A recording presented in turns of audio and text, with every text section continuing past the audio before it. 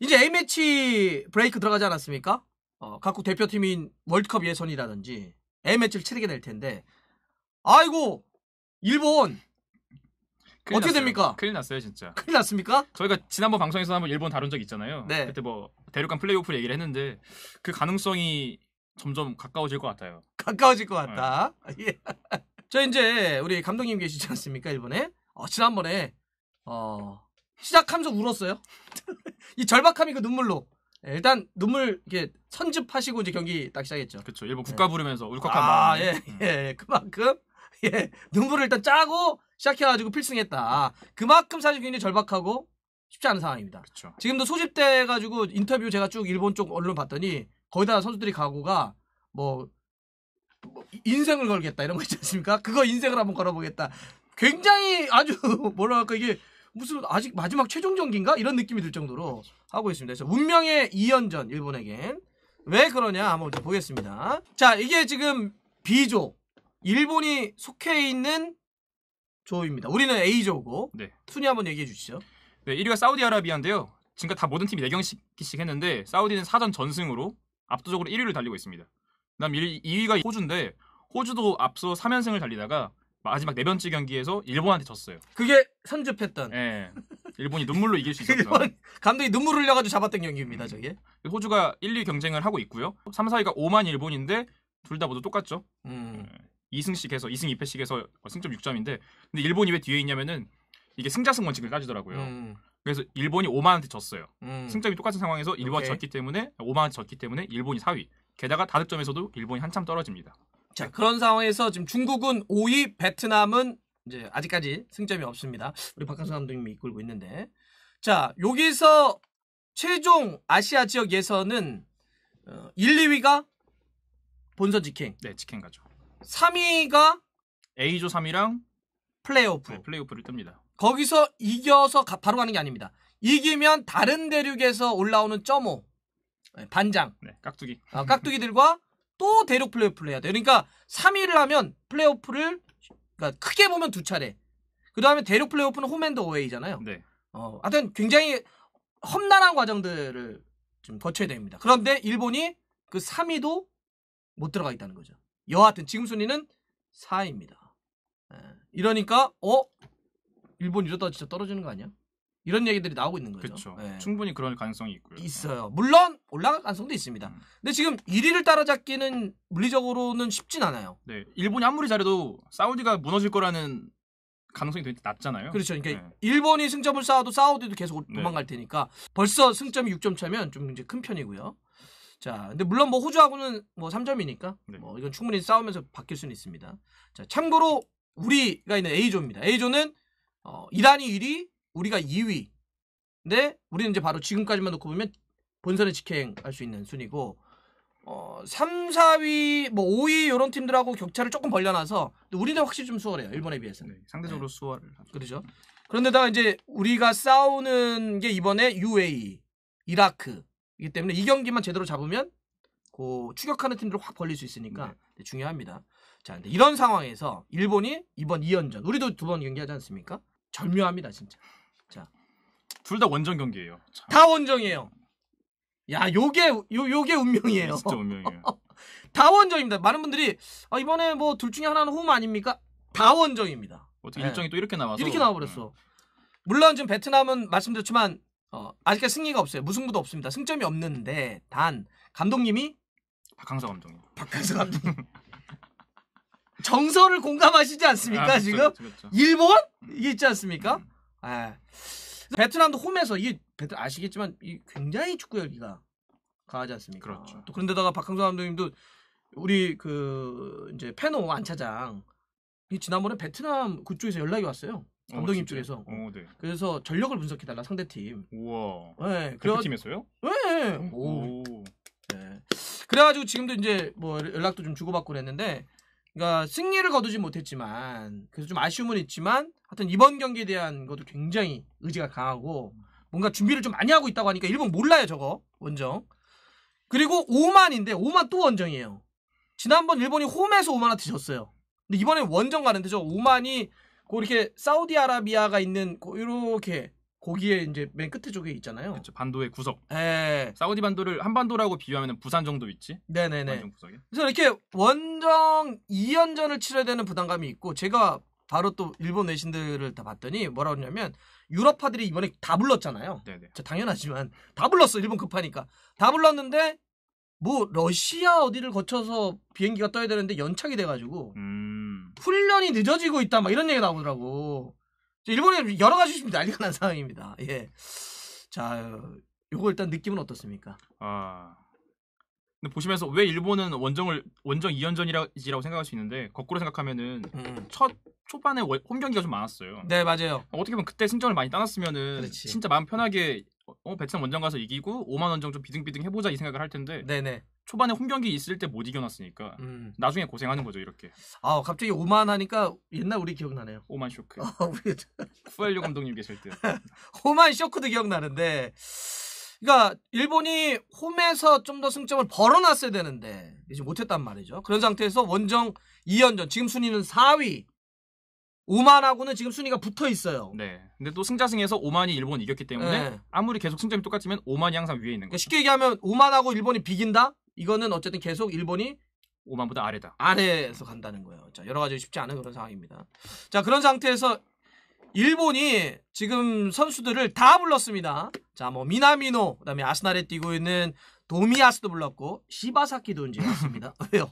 시바사키 맞아. 지금 스페인 레가네스에서 뛰고 있는데 다 불러서 지금 보니까 뭐 골키퍼의 스트라스부르스 프랑스 뛰는 가와시마도 불렀고 그다음에 뭐 요시다 마야 주장 삼프도리아에 있죠. 그다음에 뭐 아까 얘기했던 아스날의 도미아스도 있고 뭐 지금 거의 다 불렀습니다. 나카야마 불렀고 예. 이게 리스트에서 소속팀의 국기를 보면은 일장기가 별로 없어요. 없죠. 와, 근데 이거 보면 화려하네요. 이렇게 한 번에 보니까. 일본은 골키퍼까지 유럽파가 있어가지고 베스트 11은 그냥 유럽파로 다 꾸려도 되는 거예요. 그다음에 저기 이제 예를 들면 나가토모가 맨유에 있잖아요. FC 도쿄 수비수 쪽에. 네네네. 저 선수도 나가토모는 뭐 그냥 인터밀란 계속 유럽에서 뛰었는데 이제 나이 들어서 일본으로 갔고 거의 다 그렇습니다. 지금 뭐 허리 쪽도 그렇잖아요. 예, 지금 유니온 베를린에 뛰고 있는 하라구치도 있고 아까 시바사키 얘기했고 미나미노, 뭐 엔도도 있고 이토, 뭐 도안니츠 다 그냥 유럽파예요. 미드필더는 싹 유럽파입니다. 보세요. 일본에 뛰는 한 명도 없어요. 아무도 없네. 미드필더는 싹 유럽파예요. 다. 올 유럽파 미드필더는. 예. 그리고 공격 쪽 같은 경우도 요새 이제 팬들이 많이 얘기하는 후루아시. 그렇죠. 후루아시. 셀티에 있는데 이 친구가 요새 뭐 계속 빅리그나 이런 데도 계속 연결되고 있고. 그다음에 그 보움에 뛰고 있는 아사노도 있고요. 빠진 선수라고 한다면 쿠보. 예, 지금 마요르카 이강인 선수와 같은 쿠보가 있는데 부상으로 계속 못 뛰고 있죠. 그럼 사실상 전설의 1군이라고 봐도 되지 않을까요? 이 정도면? 인정할까? 좀 조심스러운가요? 아니 지금 이렇게 다 뽑았는데 이래놓고도 전설의 1군이 안 나오면 도대체 어디 있다는 거야? 이게 전설의 1군이 아니라고? 만약에 아니라고 하면요? 전설의 1군인지 아닌지는 끝난 다음에 얘기래 이들은. 이겨요. 그러니까 지면 얘기하잖아. 지면 지면 항상 그러잖아. 우리가 아직 1군들이 합류가 안 돼가지고 전설의 1군.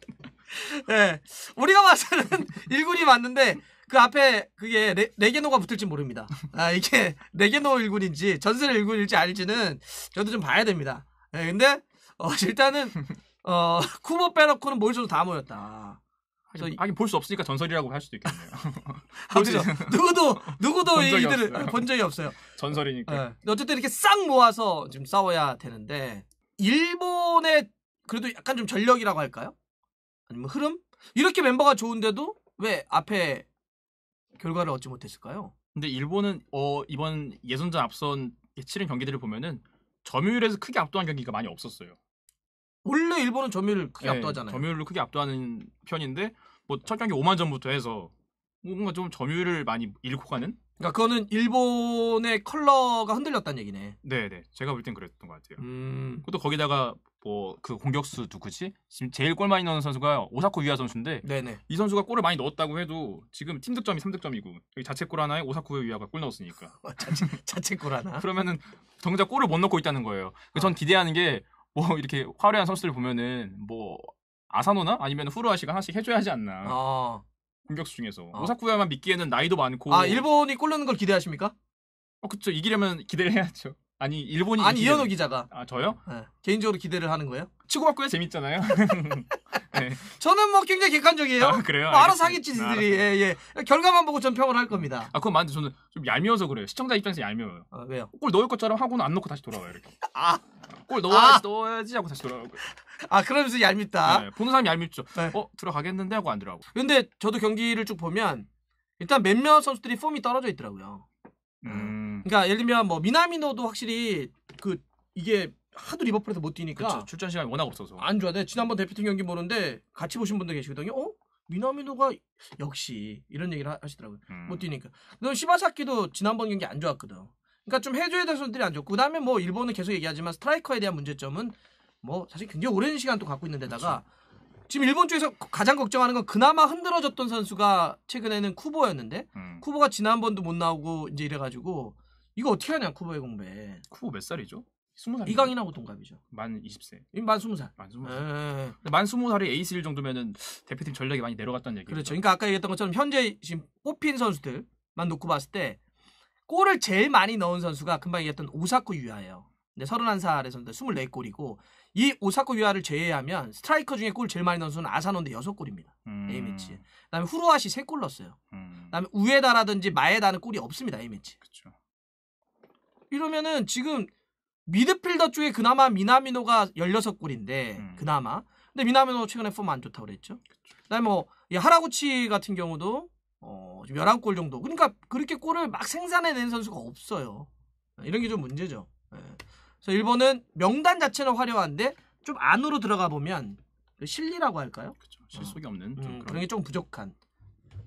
자, 그런 상태에서 2연전 중에 첫 번째 베트남으로 날아가서 경기를 합니다. 근데 박항서 감독 이미 계세요. 베트남 선수들 보니까 정신력이 완전 부장된 것 같아요. 뭐 K리그에서 뛰었던 인턴 꽁푸엉이나 뭐 꽝하이 이런 선수들 막 저도 인터뷰를 찾아봤는데 최근 계속 쏟아져 나오더라고요. 우리가 지금 4패를 했지만 홈에서 안방에서 하노이 시민과 베트남 국민들에게 일본을 잡는 걸 보여주고 싶다. 예스. 저게 어마어마한 정신력으로 나왔어요. 지금 베트남은 월드컵 예선이라는 게 중요한 게 아니라 일본을 홈에서 이기는 게 굉장히 중요해요. 그러니까 일본과 한국은 아시아 전체적으로 봤을 때 상징적인 의미가 있잖아요. 우리나라가 홈에서 한국을 이겼어? 홈에서 일본을 이겼어? 이런 의미가 굉장히 크기 때문에 이 상황에서 일본을 잡는다? 그럼 여기는 또 이제 막 맨날 오토바이 날아다니고 이제 나팔 불고 베트남 국기 날아다니고 하는 거죠. 현대사를 놓고 보면 서로가 전쟁이라든지 어려움들이 있죠. 우리도 이제 베트남과 전쟁을 했던 그렇죠. 역사도 갖고 있지만 근데 일본은 되게 특수하죠. 이쪽 동아시아도 그렇고 전체 아시아에서도 일본이 그 제국 시대에 웬만한 이 주위 국가들을 다 건드렸죠. 건드리고 굉장히 좀 나쁜 짓을 많이 했기 때문에 정서적으로 굉장히 좀 이렇게 싫어하는 게 강하죠. 이제 베트남 같은 경우도 그 정서가 있죠. 우리도 사실 이제 베트남 그게 있었는데 박항서 감독님이 그거를 정말 정치도 하지 못했던 일을 스포츠 외교. 스포츠 외교로 쫙 이제 서로의 상처를 어루만지는 거고 일본에게는 그게 다 있거든요. 이기겠다. 사실 지금 베트남이 월드컵 본선 가기는 순위가 좀 많이 떨어져 있어요. 그렇죠. 네. 근데 동기부여가 상대가 일본이야. 그것도 홈이야. 누가 보든지 뭐 객관적인 전력이야. 일본이 당연히 앞서 있죠. 그건 너무나 당연한데 모른다. 원정이기 때문에. 오만도 마찬가지고. 예. 베트남이 진다고 해서 그 누구도 베트남한테 뭐라고 못해요. 하지만 그렇죠. 베트남 감독이나 이제 박항서 감독님이나 선수들은 아까 말씀드린 것처럼 우리가 하노이에서 일본을 언제 잡아보겠냐. 그것도 다른 친선 경기도 아니고 월드컵 최종 예선인데. 좀 정신무장은 확실히 기존보다 훨씬 한 120, 150% 되어 있는 것 같고 네, 그런 면에서 어떻습니까? 일본 진짜 어떨 것 같습니까? 근데 이제 일본 순위가 왜 중요하냐면은 이날 6시 20분에 1, 2위 사우디와 호주가 붙습니다. 그러면 그 결과를 안고 경기를 하는 거네? 그렇죠. 경기가 끝난 다음에 일본 경기가 시작되죠. 그러네. 그러면 이 호주하고 사우디아라비아 결과에 따라서 일단 저기서 승점이 좀 더 달라지겠네. 네. 물론 그 결과에 따라서 일본이 올라갈 일은 없지만 일단 사우디 그러니까 1, 2위가 먼저 맞붙죠. 그날 그렇죠. 저녁 제일 먼저 첫 경기가. 네. 그다음 저녁 9시에 이제 베트남과 일본이 붙습니다. 그다음 또 그날 밤 0시에 근데 넘어가는 새벽 12시에 밤 12시에 중국이랑 오만이 붙어요. 그리고 지금 일본하고 승점이 같은. 네. 근데 만약에 일본이 베트남을 여기서 이긴다 치면은 잠깐 3위로 올라갈 수 있겠죠. 근데 그날 밤 12시 오만이 중국을 이겼다. 그럼 다시 또 4위로 또 내려오고. 또 내려가는 거고. 그런 상태에서 5만 원정가는 가는 거구나. 네. 야 이거 굉장히 진짜 물고물리고 난리 나겠네. 울어야 되겠는데 또 감독이? 이런 이 복잡한 사람. 6경기 남았죠. 6경기. 6번 울어야겠는데 그러면. 근데 6경기 남았잖아요. 네. 그러면 지금 이 2경기 2연전을 한다면 4경기 남아요. 그죠? 그렇죠. 2연전 끝나면. 끝나면. 네. 그러니까 이 2연전에서 만약에 진짜 삐끗한다 그러면 4경기 갖고 뒤집기가 쉽지 않다니까요. 그렇죠. 아까 말한 것처럼 일본이 4경기 다 이긴다 해도 나머지 팀들을 맨날 진 거라는 보장도 없잖아요. 그러니까. 네. 이런 걸 놓고 봤을 때 이게 진짜 쉽지 않다. 그리고 일본이 유럽파가 많다고 했는데 만약에 오만이 첫 원정 경기였다면은 유럽파들이 오만으로 바로 갈 수 있었죠. 조금 낫구나 그나마. 체력적인 문제에서. 아. 물론 조삼모사긴 한데 네. 그래도 이제 2연전 중에서 첫 경기를 만약에 일본에 있는 유럽파 선수들이 한 몇 명 됐죠. 한 열대 명 정도 됐는데 그 선수들이 일본으로 베트남으로 가지 않고 오만으로 바로 갔다면은 이동거리 이상 체력적으로 세이브를 할 수 있었죠. 근데 오만으로 바로 근데 오만도 엄청 멀걸요 저기? 그렇죠. 그래도 이제 유럽에서 그나마 여기까지 오는 것보다는 훨씬 가까우니까. 여기서 일본이 최소 승점 4점 따야 되지 않나? 최소. 아, 2경기에서요? 정말 못 따도. 1승 1무. 최소 1승 1무. 그쵸. 제 최소죠 정말. 음. 정말 봐줘도 1승 1무. 그쵸. 아니면 2승을 해서 순위를 좀 올리든지. 2승이 당연히 뭐 당연한 목표겠지만 1승 1무라도 해야 돼 최소한. 근데 둘 중에 하나라도 지면 이건 정말 타격이. 그것도 만약에 5만한테 졌다. 그러면은 이게 승점 6점짜리니까. 네, 진짜 6점짜리니까. 어떨 것 같습니까? 마지막으로 피무치기 한번 가시죠. 저는 그래도 일본이 그래도 3위까지는 갈 것 같아요. 플레이오프까지는 간다. 네, 플레이오프까지. 저는 2위까지는 못 봐요. 아, 2위까지는 어렵다. 2위까지 못 봐요. 어. 네, 2위 싸움 호주랑 해야 되는데 호주도 원정 경기예요 심지어. 그럼 호주도 못 잡을 거라는 생각이 드니까 남은 경기 일정 고려했을 때 정말 일본이 잘해야 3위. 그러면 3위면 아까 했던 것처럼 A조의 3위와 플레이오프. 네, A조 3위랑 붙죠. 승리하면 승자가 최종 경기 그 승자가 이제 다른 대륙에 하고 대륙 플레이오프.